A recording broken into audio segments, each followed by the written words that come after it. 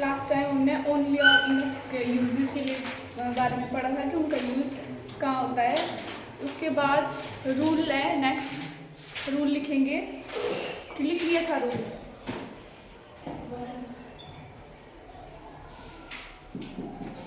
Enough तक हो गया था ना, इनफ का यूज। नेक्स्ट लिखेंगे rule the adverb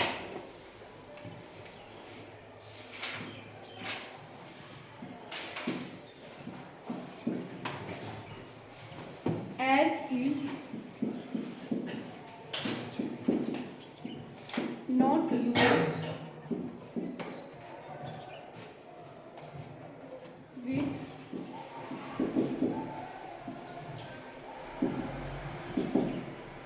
certain verbs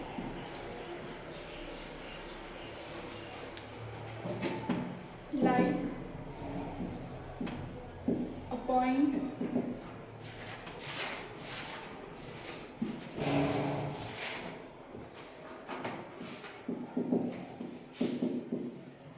call, name, elect, think,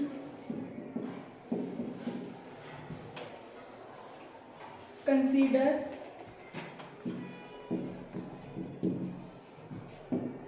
make और चूज। ये जो आपके पास वर्ब है इनके साथ एज का यूज नहीं होता है, ठीक है।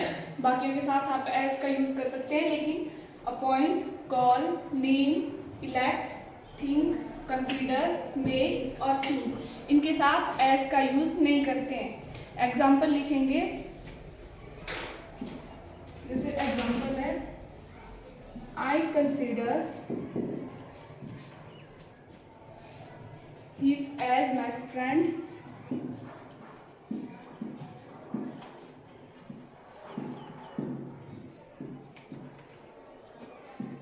next this I regard him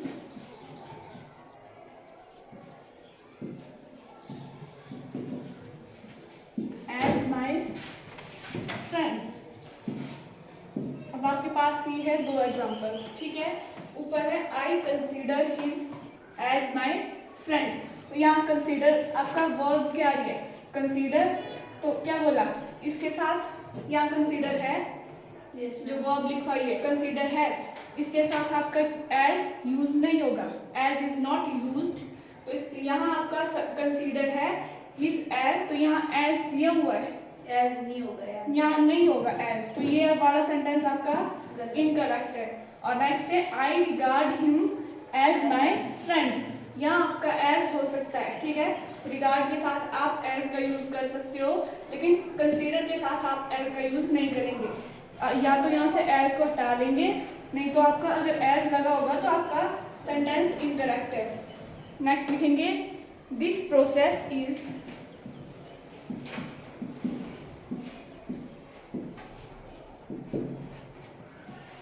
called as respiration।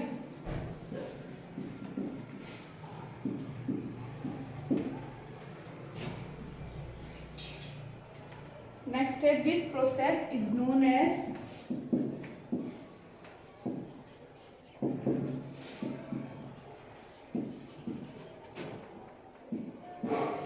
respiration।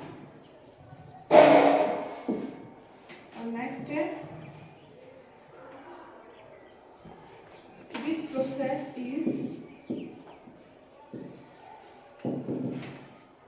defined as respiration। अब इन तीन सेंटेंसेस में से बताएंगे कि कौन सा करेक्ट है, कौन कौन करेक्ट है और कौन इनकरेक्ट है।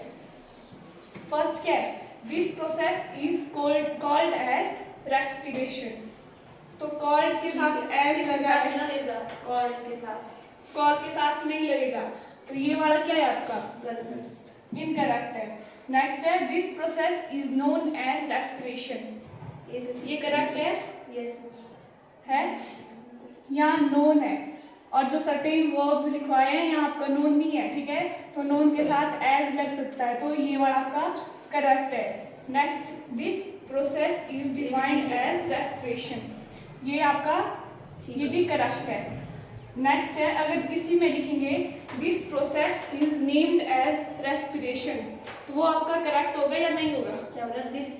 दिस प्रोसेस इज, अगर यहाँ नेम्ड एज लिखेंगे तो वो करेक्ट होगा या फिर इनकरेक्ट है?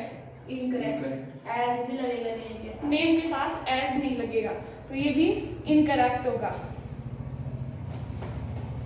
लग गया पता एज का यूज कहाँ होता है? जो सर्टेन वर्ब आपको लिखवाई है, appoint, call, name, elect, think, consider, make और चूज, इनके साथ आपका एज का यूज नहीं होगा।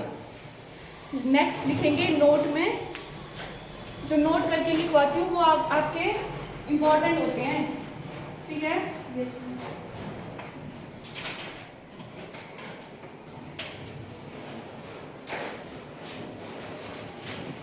नोट में जो होते हैं वो मिक्स होते हैं, सारा जो आपको पढ़ाया होता है वो सारे मिक्स आ जाते हैं उस सेंटेंस में। लिखेंगे सी रिफ्यूज्ड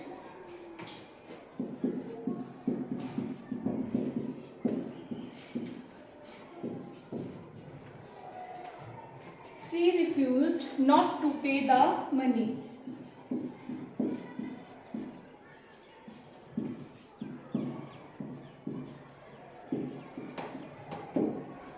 इसमें एरर ढूंढना है।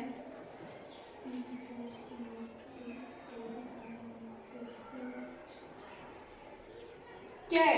She refused not. अब रिफ्यूज्ड और नॉट दोनों ही नेगेटिव है, ठीक है, तो यहाँ आपका रिफ्यूज्ड के साथ नॉट का यूज नहीं होगा, तो यहाँ से नॉट हटा देंगे और सी refused to pay the money, बाकी करेक्ट है, ठीक है। क्या है? रिफ्यूज्ड, ये भी आपका नेगेटिव की सेंस में होता है, ठीक है, और नॉट भी आपका नेगेटिव की सेंस में है, तो यहाँ दोनों आपके इकट्ठा रहे, तो यहाँ इस वैसे या तो नॉट को हटा देंगे या तो रिफ्यूज को हटा देंगे, ठीक है। यहाँ या तो नॉट का यूज होगा या फिर रिफ्यूज का, दोनों का यूज नहीं होगा इकट्ठे। तो she refuse to pay the money, refuse के साथ नॉट का यूज नहीं होगा। नेक्स्ट लिखेंगे सी डिफाइंड द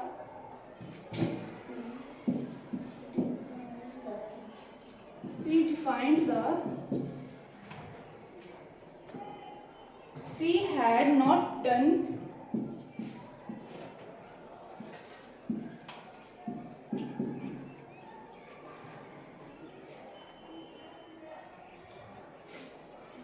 डिफाइंड होगा इधर, डिनाइड होगा, डिनाइड एफ की जगह एन लिखो, denied that she had not done the work.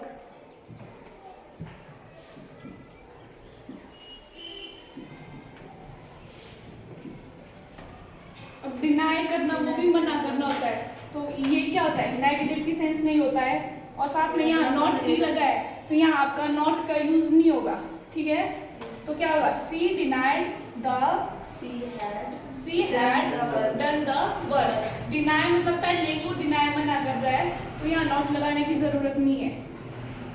Next लिखेंगे ही हार्डली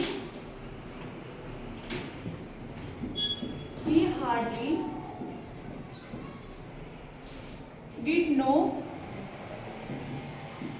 वर्क।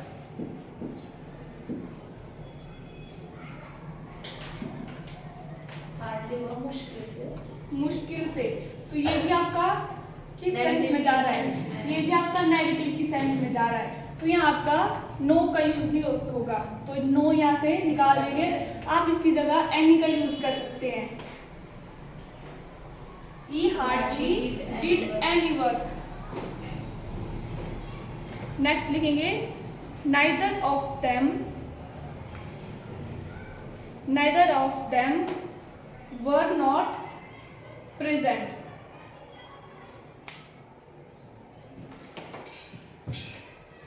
नाइदर आपका सिंगुलर होता है या फिर प्लूरल में आता है? नाइदर वर्ड आपका सिंगुलर में आता है या फिर प्लूरल में? नाइदर, प्लूरल में नहीं, नाइदर आपका सिंगुलर में आता है।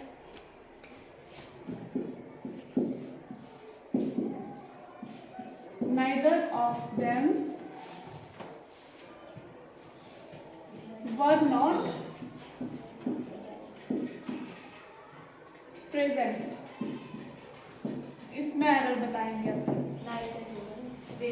Neither of them were और not का यूज present. होता है प्लूरल के साथ, हाँ, तो यहाँ पे कुछ प्लूरल यूज होगा, क्या होगा प्लूरल यूज? नाइदर की जगह नहीं, नाइदर ही होगा। तो वाज लगेगा, तो यहाँ आएगा आपका वाज was, verb नहीं होगा। और नाइदर किस सेंस में होता है? नेगेटिव की है तो नॉट ये भी नेगेटिव में होता है, तो यहाँ नॉट का यूज भी नहीं होगा। तो क्या बनेगा sentence? Neither of them was present, मतलब कोई भी प्रेजेंट नहीं था। आई वॉज प्रोहिबिटेड, लिखेंगे next. I was prohibited not to go there. Go there, इसमें एरर बताएंगे अब, इसको आप खुद करेंगे। इसका मतलब क्या होता है? किसका? प्रोहिबिशन मतलब किसी काम के लिए रुकावट पैदा करना, किसी काम को रोकना, मना। नॉट लगेगा इसमें, मनाई देना। नेगेटिव की सेंस में है ना, कहाँ नहीं होगा नॉट? ये यहाँ बाद में प्रोहिबिशन आपका क्या है? रोकना, मतलब किसी काम को रोकना, तो ये नेगेटिव की सेंस में ही जा रहा है, तो इसमें नॉट लगा है तो इसका यूज नहीं होगा। और आई के साथ नहीं। वॉज भी लगता है। I was prohibited not to go there.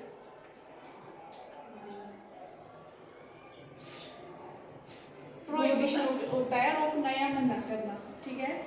तो आई वॉज, मैं वहाँ जाने के लिए मना कर रही हूँ, या फिर उसके लिए मतलब एग्री नहीं होना, उसका मतलब होता है prohibition.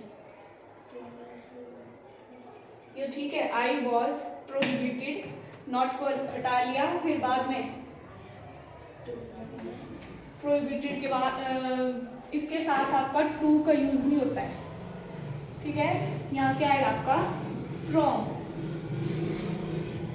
I was prohibited from go के साथ ING का यूज होगा, गोइंग देयर। क्या बनेगा इसमें? I was prohibited from going there.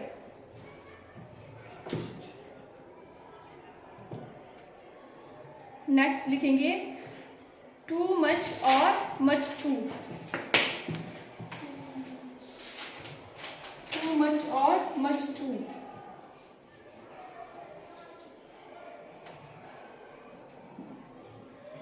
पढ़ा है कभी मच टू? मच टू के बारे में पढ़ा है? टू मच का यूज तो देखा होगा आपने, मच टू का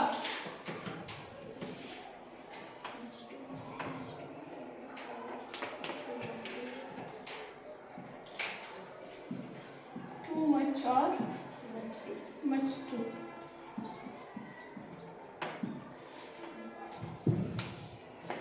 टू मच आपका नाउन के साथ आता है, ठीक है। लिखो इसमें टू मच में, और ये आपका वेरी वेरी इंपॉर्टेंट है, यहाँ से क्वेश्चन आते हैं। टू मच इसमें लिखेंगे it take noun with it, it takes noun with it. और आपका जो मच टू है ये एडजेक्टिव के साथ होता है, much too it takes an adjective with it.